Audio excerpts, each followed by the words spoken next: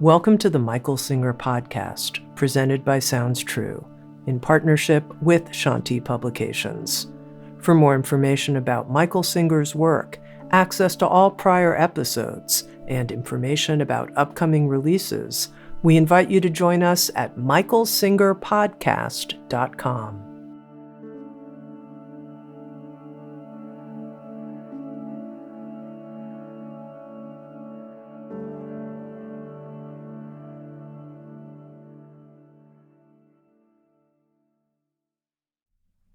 Jagradev, Shai Masters. What does it mean to do the inner work? There's so many techniques to start with. We talk about witness consciousness, objective observation. That isn't just to start with. The further you go, I don't care how long you've done it, you're going to find out that is your way out. When it's said and done, can you notice what is going on in there without you doing anything? You don't try to notice. Here, open your eyes. Do you see the room? How hard was that? That's how hard it is. That's what witness consciousness is. It's the exact same thing happening inside instead of outside. It does not require will, does not require effort, does not require techniques to see what you see, does it? Inside, there's stuff to see. There's a lot going on in there. The question is, can you objectively see it? Can you just notice he's being neurotic? He fell in love. His heart is closed. His heart is open. He's feeling anger. He's feeling jealousy. He's feeling insecurity. They are happening. You use the words all the time. You do notice, don't you? When you feel anger, do you notice anger? When you feel jealousy, do you notice jealousy? It's going on inside of you. You do notice, or you wouldn't know what's happening. That's how simple witness consciousness is. That's how simple Krishnamurti called it objective observation. The ability not to make things happen, to objectively see what's happening. It's so easy, it's ridiculous. You can't not see. You see every minute. Do you see your thoughts? Can your thoughts be negative? Can they be positive? Can they be insecure? Can they be secure? Can it be big ego stuff? Can it be scared stuff? Yes or no? How do you know? Every one of you can tell me. You can sit here and say, God, I'm having so much trouble with my mind. I told you once, you do not want to come to me for therapy. Sometimes they write, they say, does he do a one-on-one? No. Why? Is he too busy? No, you don't want to be there with him doing one-on-one.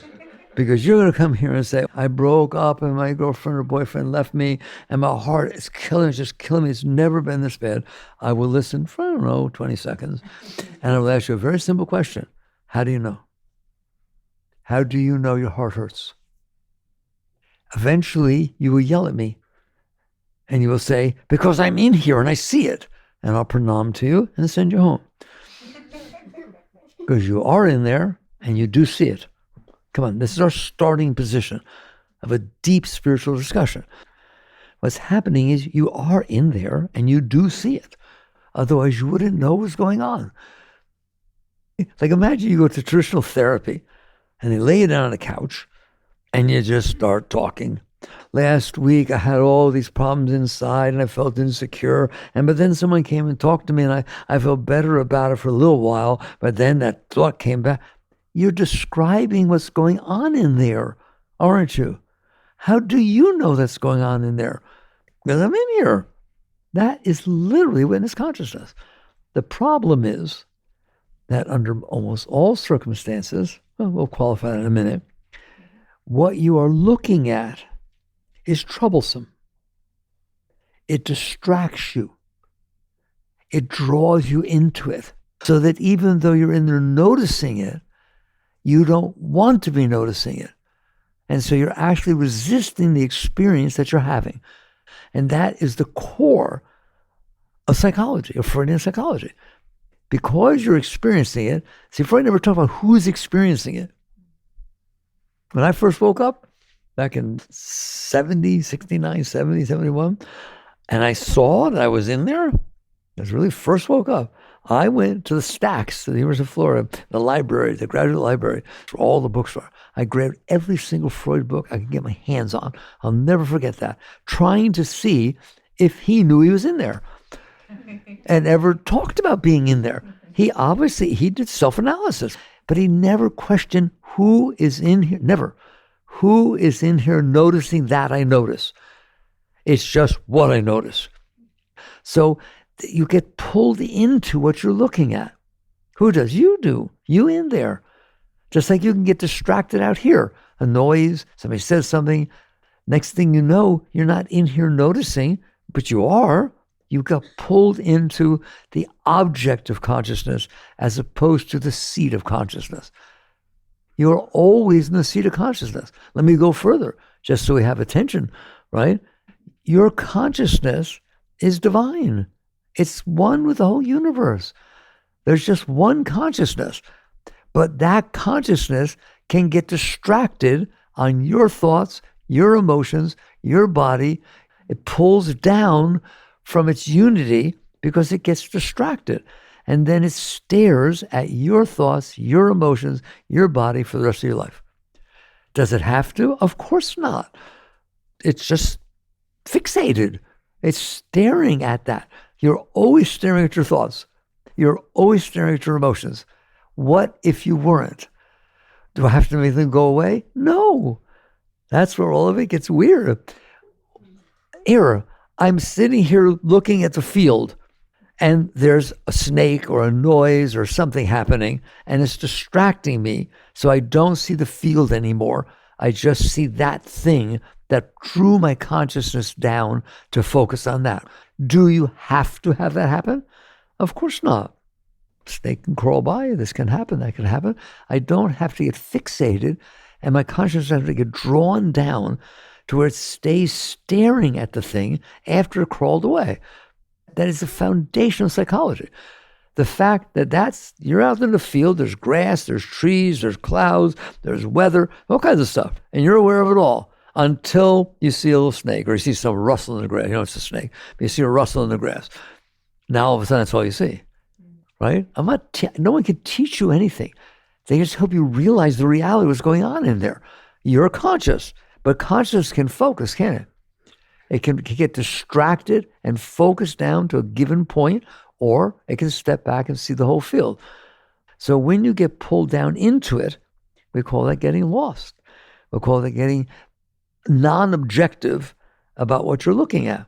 And at some point, if you stare at it enough, you forget who you are. You're busy identifying with what you looked at. It's called, two biggest words that when I teach, they don't sound spiritual, are distraction and identification. Can you identify with something you're looking at? That's my car, don't sit on it. All of a sudden, there's a car out there, sure. I don't know how it became yours. Did you make it? You had nothing to do with that car. You want to see ego? You're sitting there walking to a showroom, a whole bunch of cars are there, a bunch of people are there. You look at the cars, you drive, you do different things. And finally, you sit there and say to the salesperson, okay, I want that car. And the salesperson says, okay, come on in here, you sign the contract, and you walk out. How did that become now, if anybody's getting into the car, you tell them to get out? They were getting in a minute ago. How did it become yours? That is identification. The truth of the matter is, it's the same darn car, it's the same relationship between your consciousness and the car, but you identified with it. You used the word I, me, mine. That's my car, and I don't want you on it. That is not objective observation. That is the consciousness staring and identifying with what it's looking at so strongly that it projects its sense of self onto the thing. That's what it means to get lost. That's the fall from the garden. I guarantee you. If we had enough time to talk about it, that is what is meant by the fall from the garden. Is you are with God, your consciousness is merged with the universe. God created the creation, and God's experiencing the creation he created. All over, everywhere. It's omnipresent, omniscient, omnipotent. It's just one consciousness experiencing all of creation at the same time. That sounds crazy, right? What does the Bible say? Not a hair on your head moves that God doesn't know. Not a sparrow falls from the tree that God's not aware. What does that mean? God is the sparrow. God is the tree. God is the hair. Understand. But the truth is there. So when consciousness gets caught in focusing, it's like little rays of consciousness pull down and get distracted by what happened to you, what happened to you, what happened to you. And then if you get distracted enough, you don't come back. So what happens is, here, you're looking at the grass, clouds, everything's beautiful, beautiful day. We have beautiful days recently, right? There they are out there. And then there's this rustle in the grass. I guarantee you, if you see that rustle in the grass, you're no longer looking at the clouds, you're no longer feeling the weather, you're no longer saying it's a beautiful day. You are fixated on that. Okay, well, that's bad enough. Your consciousness got distracted to, instead of seeing everything, you just focus on one thing. But it gets bigger than that. Because I guarantee you, when that rustle stops, you're still thinking about it. You become scared to take a walk in the woods because there might be a snake there. So you now not only couldn't handle the experience of the reality unfolding in front of you without pulling your consciousness down and focusing on it so strongly that it became what's happened. It's all that's happening, nothing else is happening. But when it stops, it's still inside of you. The snake is inside of you? No, that's ridiculous. It went away a long time ago. But it's in there for the rest of your life. I'm not moving to Arizona. He wants to get married, but he lives in Arizona. I'm not moving to Arizona. Why? I'm not stupid. There's rattlesnakes in Arizona. That's just one tiny example of what it means to be you. So you not only got distracted so much by the experience that you got pulled down into it. Who are you? I'm the person experiencing a snake. No, you're not. You're God looking down into God's creation and getting distracted by some little thing down there. That's who you are. My Father and I are one. But I said, that which I am, so also are you. And these things that I do, you should do these and greater things. So why can't you just experience it? Maybe it doesn't feel good. And then when it goes away, it's gone. Because not only wouldn't you let the focus go away from the object, you won't let the inner experience pass through. So you hold on to a clinging. Buddhists call it clinging. You hold on to the inner experience. So now you're in trouble because your inner experience no longer matches the outer reality. It matched what it was, but it's not the way anymore. And that's suppression, repression, denial, all that stuff that Freud talked about. He didn't talk about it like this, but that's what he talked about. That you have inside of you your past. Your whole past? No. The vast majority of every single thing that came into your senses went right through. The clouds, the white lines on the road, the people you don't know, the cars on the road, right or wrong. Just think about it. How much just be like here? I said, open your eyes, there's the room. Well, that's how you are on the expressway. That's how you are in a busy mall or this or that, right? It's going through. It's passing through. Until someone who looks like your ex is walking with someone who looks like your ex-girlfriend. And you haven't seen him for a year, all of a sudden, that's all you're thinking about for the rest of the day, the rest of the life, the rest of the year, all right? You didn't let it go. You let most things go. But the ones that have power, the ones that have the ability to, their distraction and identification, the ones that have the ability to distract your consciousness. What does it mean to distract your consciousness? To focus on something other than everything. If I see the room, I see the room. But if she's doing something that I don't like or do like, all of a sudden I don't see the room anymore. Why? Did I go blind? No, I focused my awareness on that one object, correct? And when you focus your awareness on it, I'm telling you, I've done this for a very long time, it stays.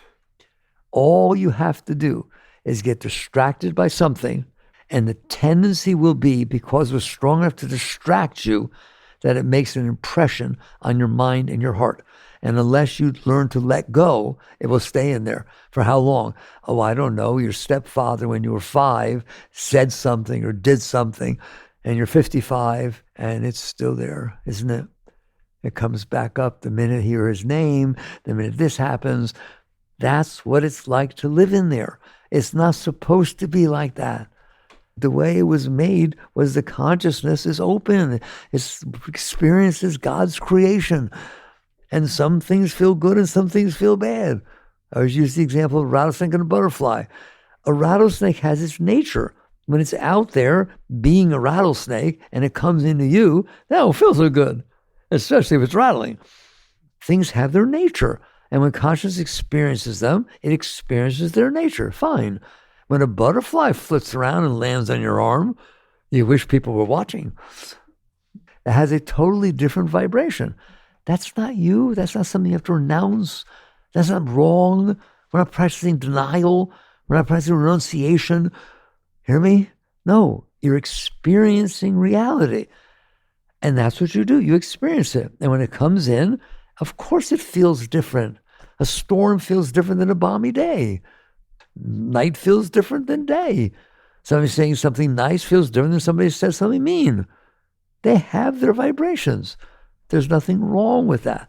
And that's where a lot of people get really lost in spirituality. I'm not supposed to have these feelings. There are natural feelings. If something hits your arm and it hurts, no, it doesn't. Yes, it does. Stop it. It liberates you from having a spiritual ego. If something hits the arm, it hurts. That's fine. But does it stop hurting a little bit later? Can you handle that it hurt? Are you willing to say, okay, fine, it hurt. I'm playing volleyball and I got a black and blue mark when I blocked the spike, or playing football. You do all kinds of things that don't feel so good. Is that okay? And the answer is sure. If I'm playing a sport and something happens, I don't quit. I don't run away. If it's too bad, I step aside because I should. And then what happens? It comes in and it passes through. Somebody says somebody's in a bad mood. Your spouse, your friend, whatever. They're in a bad mood. They ate something bad. They heard something bad. A phone call was bad. And they're not very nice when they talk to you. Is that okay with you? It's just an experience like any other experience. Does it feel good? No, it's not comfortable vibration or a very comfortable vibration. Is that okay with you? This is what it comes down. This is what it means when I teach surrender and acceptance. People misunderstand these things and think that anything that happens in the outside world, just let it be and don't touch it and don't change it. That's not what surrender means. Surrender means inside. When an event takes place, you will have an experience inside. Is that okay with you? Because it better be. Why? Because you had it. People like to talk, I'm a truthful person. No, you're not. I don't want to have had that experience. I want someone to come back that I like. I'm not willing to accept reality. What has happened is experiences have happened. I focused on them. And when they stop happening, the impression that got left, I held on to. Oh, now let's have a talk that most people won't agree with. I don't care. Ready? There is nothing inside of you that's making anything stay inside of you. If it stayed inside of you, you held it there. You hear me? If it is still inside of you, your conscious will said, no, this ain't getting past me. I don't want this in here. And you pushed it away, or you clung to it. I want it in here. I don't ever want it to go away. I love her so much, I can't wait for her to come back. So you held on to the impression, or you pushed the impression away. In both cases, you did that. You don't take ownership, I know, and this world won't talk to you properly. Oh, you poor thing, that happened to you 5 years ago? How did you handle that? No, it was 5 years ago. Did it happen again? No. Will it happen again? No, they all died. Then why do you have that inside of you? No one will talk to you like that. But that is the essence of spirituality. Why? Because that's what keeps you from experiencing God. Because you're busy experiencing that, you can't experience God. You are God, caught in experiencing that. It keeps pulling you down. If something happened 5 years ago that bothered you, or felt really good, and it didn't happen again, or you're afraid it will happen again, it now became part of your non-reality. Do you keep holding on to it? When it comes back up, do you push it back down? Do any of you have things in there that are so uncomfortable that you know they're down there, but heck, if you're letting them back up? And not only do you not let them come up by themselves, You literally willfully, instead of willfully letting them go, okay, fine, happened 5 years ago. Am I crazy? Let it go. Instead of doing that, you try to create an outside world, people, places, things, events that never hit your stuff. That is literally how you devote your life to saying, I don't like this and I like this and don't like that. I really can't handle that. So now you better behave and you better be the way I want you to be. And I don't want to live in this area. You literally try to manipulate the outside world so that when it comes in, it doesn't hit your stuff, or does hit your stuff if you want it to be nice. That's what you're doing in there. Whereas spirituality says, why is that in there? So you get to the point where you realize, why did I do that? Why do I have stuff in here that happened 20 years ago and hasn't happened since? And yet I've tried to pattern my life so it doesn't stimulate that again. Can you relate to that? Do you understand that? What you've done now is devote yourself to non-God. You make it look as spiritual as you want. It's not. Spiritual is when you stop staring at the garbage you stored in there and you, quote, be here now. You just, here's reality. Here it comes. I didn't say it had to feel good. Things have their vibration. Can you handle that? That's what I'm saying. Not do they have their vibrations. Not does a terrible storm feel different from a balmy day. Of course it does. Not does a rattlesnake feel different from a butterfly. Of course it does. Not does a relationship that's going sour feel different than one that's wonderful. Of course it does. The question is, can you handle the reality of what is going on instead of pushing it away and saying, I will never forgive you for the rest of my life. You hurt me so terribly. Don't you worry. All right. I'm telling you right now, I will suffer for the rest of my life because of what you did. Yeah, I'm going to say it again. I will. People say that. I will suffer for the rest of my life. Does it feel good? No. It feels very disappointing, doesn't it? It feels like a loss. Can there be loss? Yes, there can be loss. Can you handle it? But handling it doesn't mean you manipulate it so you don't feel it. Handling means I am willing to feel it. I am willing to go through the experience that you said something or something happened. It did not feel comfortable. I understand the nature of my being enough to know that if I focus on it and suppress it, it will stay inside of here for the rest of my life. Therefore, what I need to do is relax. I need to be in here, be conscious of the reality that's going on. I mean, I have to like it. I'm just conscious of it. I'm aware of it. And as much as possible, give it the space it needs to pass through. Will it pass through? Yes. Can everything pass through? Yes. What is a traumatic experience? It's not one that doesn't pass through. It's one that is so disturbing that you don't let it pass through. I've had people come here from military stuff, right? I had PTSD. And I don't try to talk about it or do a therapy or anything like that. But they told me by coming to the talks, it went away. It's only in there because you can't handle it. Do you understand that? And so basically, everyone here, I'm going to say it, I'm in big trouble here. Everyone is capable of handling every single thing that ever happened to them, is happening to them, or will happen to them. Why? It's just consciousness, experience, and experience. It's not a good or right or wrong or better or just or fair. It's just what is. The storm came through and my house got blown down and all the neighbors are trying to help. Okay, this is an experience I went through. It happens here in Florida. People go through experiences. And I love it when someone comes here and tells me I went through an experience and it was the most beautiful thing I've ever been through. All the neighbors came together. We didn't even know each other. And all of a sudden, we're crying. We're helping each other. We're feeding each other. It was that's the reality. Do you understand that? Every single thing that happened, or will happen, you are capable of handling the moment you inside stop deciding I can't. All right? Now, those are big words. Then we start talking about, which I'll go through a little later. Okay, how do you get there? Because you're not there. Fair enough? Why am I not there? Why can't I handle it? What's actually going on that keeps that stuff stuck in there? Answer me, would you like if everything that happens to you from now on, you know you're capable of handling? And you just wake up in the morning, I'm back. I have no job to do because I'm fine, right? I'll go to work because that's my nature and right action. I have responsibilities, I'll do them, but I'm fine. Well, what happens if I go to work and I get downsized and get fired? AI took over my job.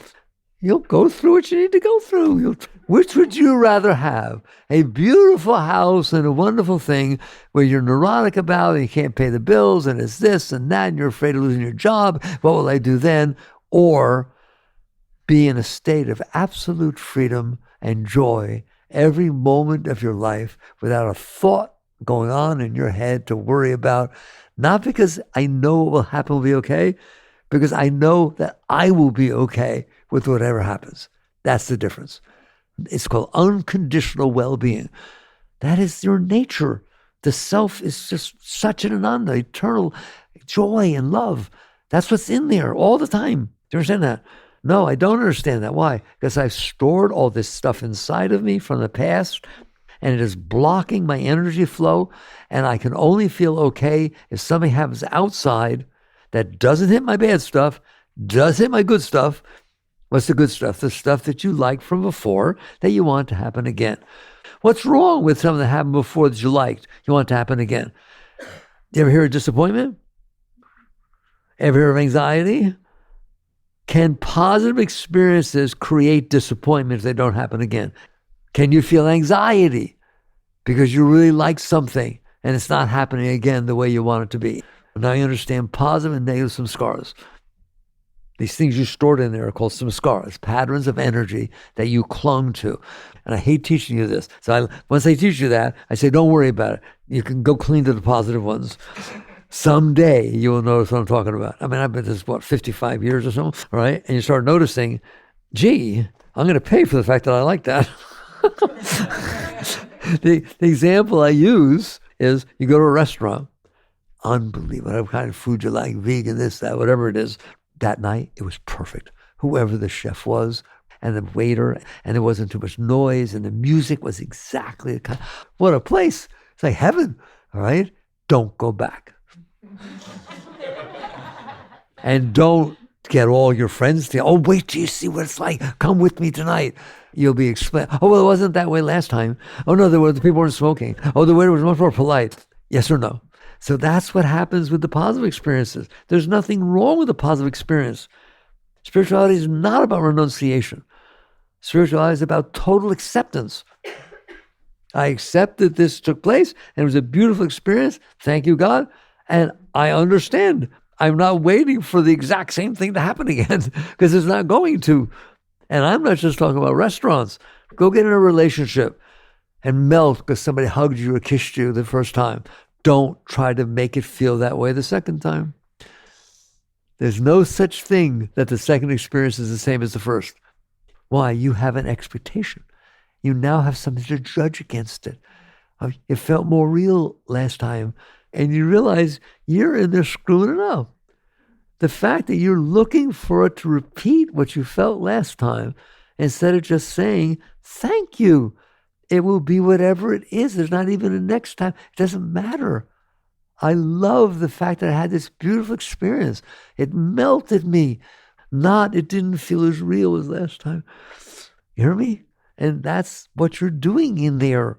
You're making a mess because there are things that happen that you couldn't handle. It's not that they happened. I'm being very strong with you guys tonight. There are things that happen that are not just. And are there not? Yes or no? Are there things that happen that are not fair, not just, not right? Do they happen? Have they always happened? Well, you better be okay with them. Otherwise, you spend your life trying to avoid them. As opposed to, I can handle it. That's where I want you. I can handle no matter what happens. I'm not asking for it. I'm not making it happen. I don't have to do that. Don't worry, life will take care of it. Start with the future. Can I look forward and understand I can't control the universe? I don't make it. We've talked about that a million times. Let's say someone says, well, why? Why did my husband leave me? Or why did this happen? Or why did that happen? Do you understand when you say that? There's no way in the world you want the answer. Because if you want the answer, How many days, weeks, months do we have? About one event. Why did that happen? Well, she received a phone call yesterday that left her in a bad mood. Therefore, when she went and talked to him, she said something mean, and then this happened. In other words, what happens is the sum of all the events that ever took place coalescing together into the current moment. Then how can you ask, why did that happen? Maybe it's astrology. Okay? Maybe it's anything. The weather, the vibration, the Mercury's retrograde. I don't know. Do you really want to know? Because there are hundreds of millions of things that happen before that cause the next thing to happen, that cause the next thing to happen. So that everything in front of you, every event that happens to you is the result of all the causes that coalesce together, both psychological and physiological. And you sit there and say, why did that happen? It happened because of all the forces that happen to coalesce together. Are they right? No. Are they wrong? No. They just are. Very Zen, isn't it? Flowers are red, water's blue, grass is green. That's how the Zen master talks to you. He says, go home, grasshopper. Things are what they are. It has nothing to do with you looking at them saying, but it doesn't fit what I wanted. Of course it doesn't fit what you wanted. Well, why can't things be the way I want? Ready? They weren't meant to be. They're not supposed to be. How could they supposed to be? What he wants is different than what you want. What he wants tomorrow is different than what we wanted today. One person said something in between, and you got a totally different attitude about everything. How in the world can you think that what's happening in front of you all the time, every moment for the rest of the future, is going to be the way you want? Guess what? It's not. Well, how's it going to be? The way it is. It's going to be the way it is. You should be honoring and respecting what is, and then dealing with it from that point of view. I teach all the time. Have you ever said in your life, I can't handle this? I can't handle what you said. I can't handle what you did. I can't handle what happened. Then you're not the right person to be there. You just admitted you can't handle it. Drive by a car accident and say, no, I can't handle the sight of blood. Well, then you're of no use. As opposed to, I may not want to, but I can handle it. I can help. To be a service to life, to humanity, to God, to anything, you better be able to handle the reality that's unfolding in front of you, or what's happening is hitting your stuff and you're freaking out. And see if you get this one. And from that point forward that you say, I can't handle it, every single thing you'll be trying to do is make it so it's a way that you can handle. That doesn't mean that's serving the event. Doesn't mean it's a high thing to do. Doesn't mean that's an outcome that's meaningful. That's the most personal thing in the whole world. So you eventually get to the point where you take, okay, future. I don't know what's going to happen. Is that okay with you? It doesn't mean you don't work. It doesn't mean you don't, if your job is being an appointment scheduler and you're scheduled for the future, do the best you can. If your job is being a parent, you have to take care of the kid, do the best you can, but not because you can't handle it, because you can handle it. You're now the right person to deal with it. It's calm inside, you're clear inside, and you're looking outside and saying, ready? Not what needs to change so I'm okay. What can I do to help? You don't have to try to be like that. That's what happens when you're done with yourself. It comes in, it hits you, you experience it, you let it go. Maybe you need to relax a little bit to let it go. The answer is always relax. The answer to anything that comes in that you have difficulty with is not make it relax. That's not what it means. That anger can't relax. Jealousy can't relax. Fear can't relax. It's not their nature. You in there that's experiencing it. You're in there. I told you, you're in there experiencing it. Can you relax? Well, no, I feel fear. Where do you learn to? Where do you learn that you in there can relax in the face of fear, in the face of anger? And guess what happens? It does what we call yoga transmute.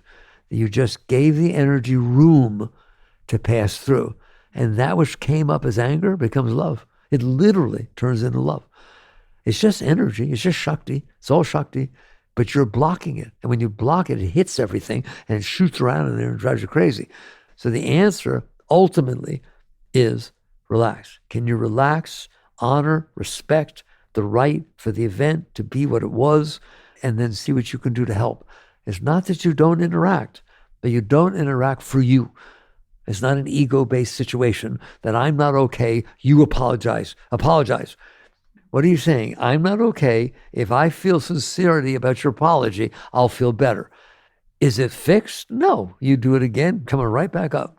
What if instead it came in, you said something, it didn't feel good, and instead of thinking, what can I do to make you do something that makes me feel better, what if I'm clear enough to look out there and say, what can I do to help the situation? Not help me.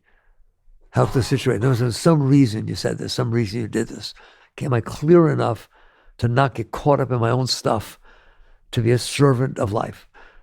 That's a saint. You hear me? That the only thing they're doing, and they don't have to, it's not like you're doing it. Once you're done with yourself, that noise is not in there anymore.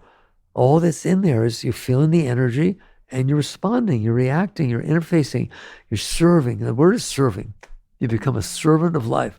But you can't be a servant of life if you can't handle life, because you have to protect yourself. You have to manipulate everything. So now we get down to, how do you go about this? First, is it possible? Of course it's possible. The only reason that what mommy did when you were 5 years old and you're 45 now, that mommy's still in there doing that, she's not doing that. But if it comes up, it feels like she is, doesn't it?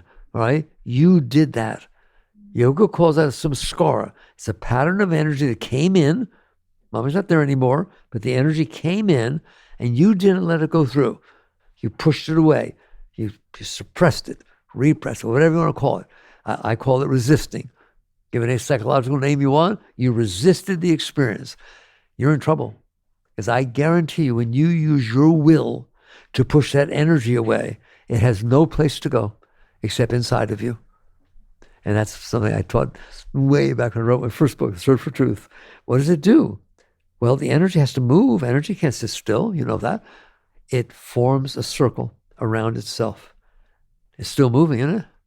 It circles around itself because it hit a block, like something hitting the wall of a dam or something, right? The water circles around because it has to move. That is what a samskara is. A pattern of energy that had the emotions, the thoughts, the smell, every aspect of it. You pushed it away, and with your will, literally with your power of your will. You all believe you can attract things to yourself with the power of your will. Well, why don't you pay attention to what you're really doing with the power of your will every single minute of your life? Buddha say, work at the root. The root is you couldn't handle what happened. It's not your fault. You're 5 years old. It's not about blame or shame. It's about the right understanding.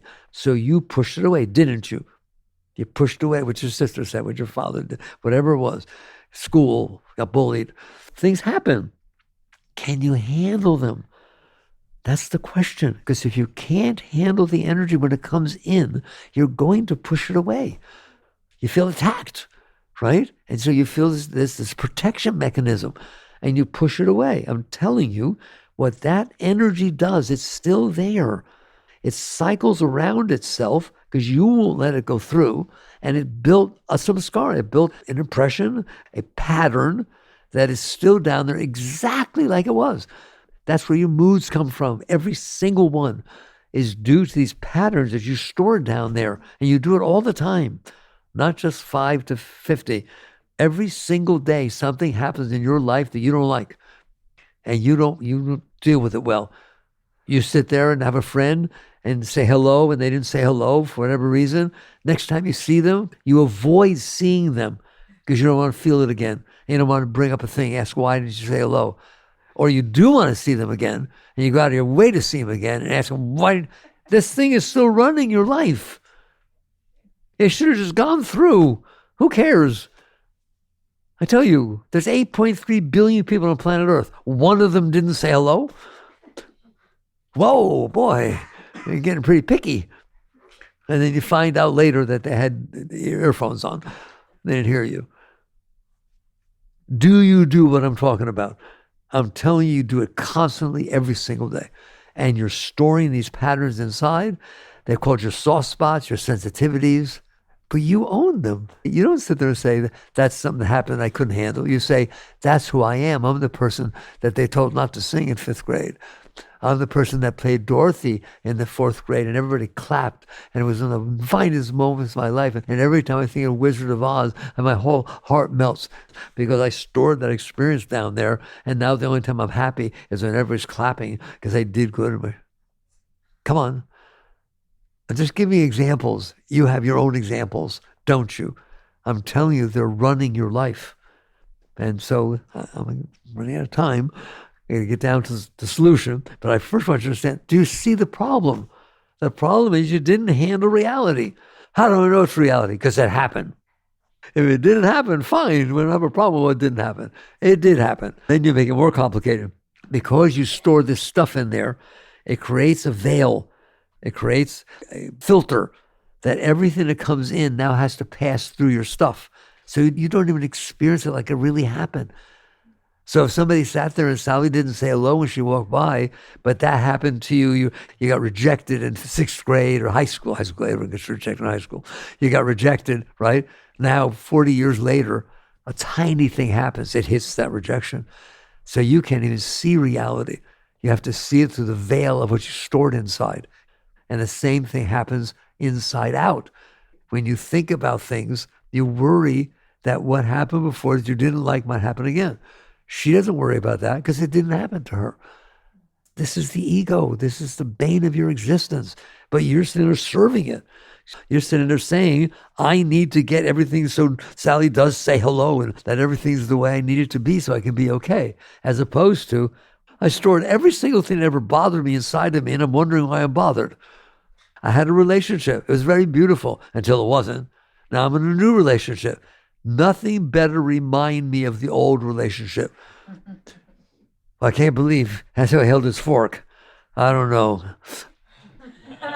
You have this stuff that you stored in there. What's the answer? Don't store it. Okay, let's get down to true spiritual growth.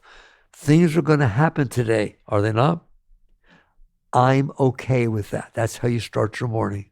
You wake up in the morning and you say, there's going to be a day that unfolds. It has nothing to do with me. It has to do with cause and effect. If I'm driving my car and somebody crashes behind me, it's cause and effect. There's a reason the guy's brake didn't work or he's paying attention or he's looking at his phone. There's reasons, and they have nothing to do with you. So little of it has to do with you compared to all the forces that coalesce together. I'm saying 100 million things had to happen before that for that car to bump back behind you. There are reasons that everything unfolded the way it did, exactly the way it did. And you're sitting there saying, oh, what did I do wrong? No wonder you're a mess. No wonder we're neurotic. You just sit there and say, I don't know what's going to happen today. Isn't that fun? It's an adventure. It's not supposed to be the way I want.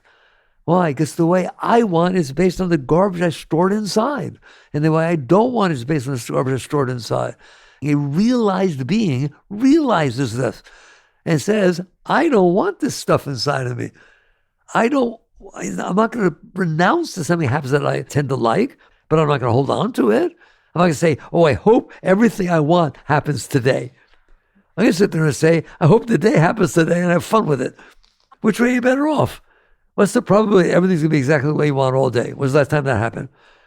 What's the probability that if you're open, it's called being open, and you sit there and say, bring it on, because I can handle anything. And if I can't handle it, it means I have something wrong inside of me, and it's a growth experience. So nothing can go wrong all day. It can only either pass through and you experience it, have fun with it, or you learn from it. That's what life is. That's the spiritual path. Notice it's not about getting what you want. It's about letting go of the party that's clinging to this garbage from your past that is determining you thinking what you want and what you don't want. So now the day unfolds and you're excited about it. There's nothing to think about. It's just, wow, I get to brush my teeth. It's fun. Will you please have fun? You're only saying I can have fun conditionally. If everything is unfolding the way I want, I'm having a good day. What is the probability that everything's going to unfold the way you want? 0. Why would it? There's all these causes that happen that have nothing to do with you. And you just learn to say, I'm okay. I can handle this. I can handle this. That's a wonderful mantra. It's raining. I can handle that. The car in front of me is driving slower than I want to. I can handle that. The person next to me is not talking and I'm feeling uncomfortable. I can handle that. Can you handle the reality of the moments unfolding in front of you? I have to get out and deliver these papers and it's raining. It wasn't raining 5 minutes ago. Why is it raining now? Because it's raining. And you just sit there and say, I can handle this. I can handle it. You do that with everything. I can handle it. I'm okay with it. And eventually it doesn't become I can handle it. It would say, it's wow, this is neat. This is neat. If I'm not complaining about it, it's just what is. Okay? Now, I'm almost out of time because I've talked about the future. Do you worry about the future? Come on, look at me. Do you know what the word worry means? I just told you it has nothing to do with you. You do anything you want. But John Lennon, in one of the songs, he said, life is what happens to you while you're busy making other plans. Then why are you doing it? Why are you sitting there worrying that it won't be what I want? It won't. It will be what it is. How about looking forward to it instead of being afraid that it might hurt you? How could you be afraid it might hurt you? Because you had a different experience in the past that hurt you, and now you don't want it to happen again. You project your past, and pretty much your negative past, by the way. You project all the stuff you stored in there into your thoughts about the future, and now you're afraid of the future. Things can go wrong, can't they? No, they can't. They can just happen. Well, what if I plan a wedding? I just take the risk that I'm going to have it outside, and this is a giant wedding, and everybody's coming. And the weather forecast says it's going to pour tomorrow. How can that be okay? Because it is. Have fun. Laugh. What if I'm already outside and it starts pouring and everybody's getting wet? It's fun. We're like little kids. Don't stop it. It doesn't have to be the way you decided it needed to be for you to be okay. What you need to do is stop deciding how it needs to be for you to be okay, and you'll always be okay. Who taught you that? Buddha. What are Buddha's Four Noble Truths? Very simple. Take me 1 minute. 1, all life is suffering. Rich people suffer, poor people suffer, sick people suffer, healthy people suffer, women suffer, men suffer, old people suffer, yes or no? So what's the second noble truth? The cause of suffering is preference. It's normally translated as desire, but don't do that. What is a desire? A preference. It's the way I want it to be. Now what a preference is? Is that what a desire is? But we think in the West, desire is greed, extreme preference. No, that's not what he taught. Any preference will cause you to suffer. If I want it to be a certain way, I'm going to worry that it doesn't be that way. The cause of all suffering. Well, what if I get sick? Meet the doctors. Check out how the MRI machine works. Try to read an MRI. They'll show you. It's kind of fun. Learn. Use every single experience that happens in your life to grow, to learn, to evolve. Well, what if I'm dying? What's wrong with dying? Everybody does it. At least once in their life. I used to, you know what I call death? A once-in-a-lifetime experience. Well, I thought that's a positive thing, a once-in-a-lifetime experience. It's not any better than that. Well, what's going to happen after I die? You ready? Here we go. Yes, no making, you're supposed to know so much, right? What's going to happen after I die? You'll find out. What's there to worry about? I don't understand. And that's what Buddha's teaching you.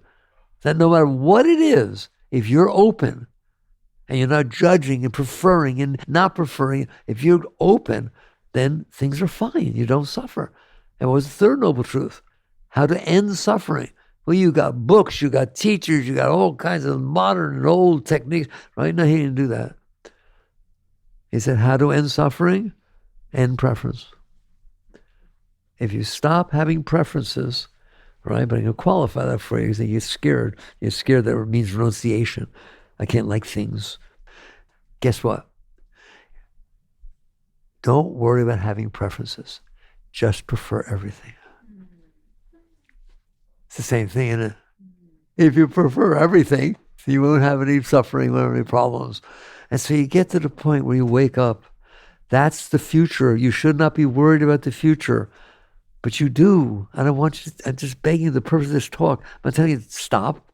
Just watch. I dare you to step back and watch the neurosis going on inside your mind. That because an event took place in your life 20 years ago, you're afraid it will happen again. How many things do you worry about that never happen? Check it out. Keep score. Over the course of the last 10 years, how many things have you worried about that never happened? Well, then you're wasting your life, aren't you? But it could have, did it. And eventually you look at it and say, okay, I can handle reality. So now you got your future taken care of. It's not that I know what's going to do or be. I don't care. It's going to be fine. Why? Because I said so. Because I can handle it. It will be fine. And what about the present? I'm here now. It's what's happening. I'm not going to use the present to store more junk in here, are you? Why do you want more stuff in there? And so you wake up in the morning and you make a commitment to yourself. You sit there and say, I'm going to have the events, experience I have through the day, and I'm going to handle them. I'm going to let them pass through. What if they don't? I'm going to work on letting them pass through. Well, what if it gets me all caught and I fall down and I make all kinds of noise and screaming and yelling and carrying on? You'll come back. You do come back. Just try to stay as long as possible without falling into it and come back as soon as possible. And where do you see? These aren't hard techniques. If you do that, that gap between pulling you down and coming back will get smaller and smaller until it goes away. That's called becoming established in the seat of self. It's not strong enough to pull you down. Been there, done that. Didn't do squat, so I can handle it. I'll handle the problem and let go. And then the biggest one I save for last, which is the past. That was the future. Good, I can handle it. The present, I can handle it. I'll deal with it, I'll work with it. What about the past? It's over. It's over. It had its day. It was tough, fine. Thank God it's over. Throw a celebration. But the problem is you can't handle that it happened. Why? It's a big topic. All right? It's called the evolution of the soul, that you learn. Earth is a place that souls are sent to evolve. Earth is a place where souls are sent to evolve. How do you evolve? By going through the experiences of your life and learning to handle them. That's how you evolve. Exactly like Darwin, adaptability. Isn't that how we evolve? Animals evolve through adaptability. Well, start adapting inside. Adapting to what? Reality. And what you do is you start with little things, the weather, somebody to say hello, just little things that are bothering you, that are stupid to bother you. There's no benefit. Learn to handle those. Next thing you know, you're stronger and stronger. Next thing you know, you can handle anything. I want to look in your eyes. I want to see you and you can just know. You just know I can handle anything. Why? Because I handled it all before. What about the stuff I stored in there? It will come back up, won't it? Let it go. There's your work. We talked about it. I started a conversation about inner work, didn't I? Now do you understand your inner work? Now do you understand why things are the way they are? Now do you understand why your consciousness can't merge back? Yoga's merger. Mayor Prabhupada said it was like a drop of water fell into the ocean. Find it. Well, you can't. It merged. That is what happens to your consciousness as you let go. It merges back from where it came from. What did Christ say? Right? You have to die to be reborn. He didn't mean physically die. He meant die of this garbage that you stored in there. All right. I tell you, be careful because I could just go on forever. And some people say, I wish you would because the minute I leave, it stops. If you stay with this level of understanding, it will take care of itself, right? Just keeping your consciousness in a reasonable place and then little by little letting go of what's pulling it down. Next thing you know, you feel all the Shakti starting to rise up inside of you, just spontaneously. All this energy. Why? Because you're not blocking it anymore. It's already in there. You don't have to go find God. It's to stop looking down, and you'll find out that looking up, everything's there. But you can't because it pulls you down. All right, enough. I'm stopping. Jai Gurudev.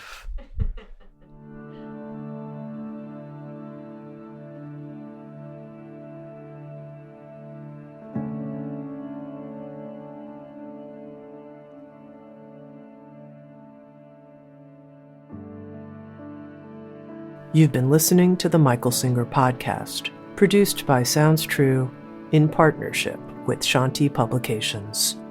For more information on Michael's body of work and all back episodes, please join us at michaelsingerpodcast.com. Thanks so much for listening. Sounds True, waking up the world.